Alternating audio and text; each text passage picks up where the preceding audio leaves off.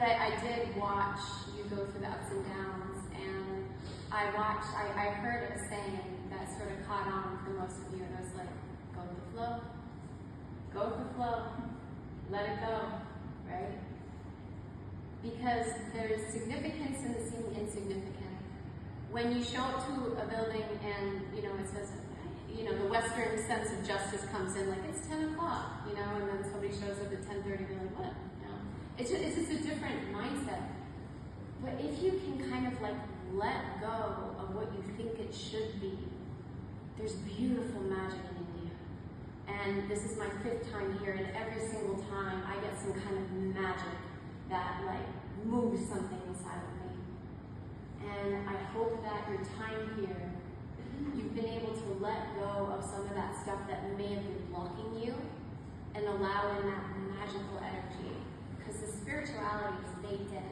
The teachers here are incredible. And when we can sort of let go of judgment and let go of what we think it should be and allow what it actually is, then Hridaya can work for us. We can transmute the energy into something beautiful. That is a life skill. That is a huge part of the teachings of yoga.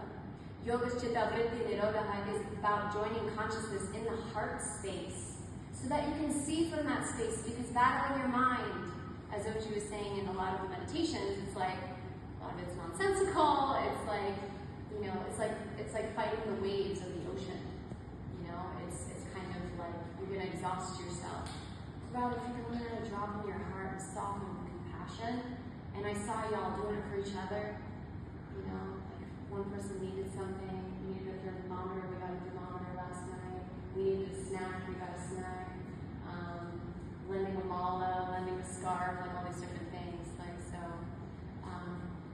Thank you so much for trusting me, trusting your heart, and of course, special shout out to our Malayali's here, who put our bodies back together and broke it down again. I had to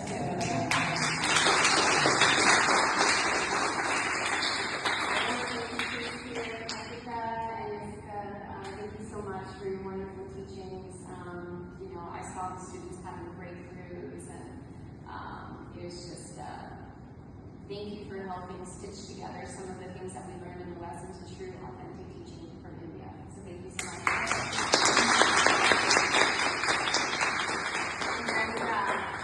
What would we do without you? It's like, always on call. I don't know when you sleep. Any little need that we had, like, I felt so supported, so taken care of. He got all of my messages when I was going back to the hospital. I feel like he knows my whole medical history.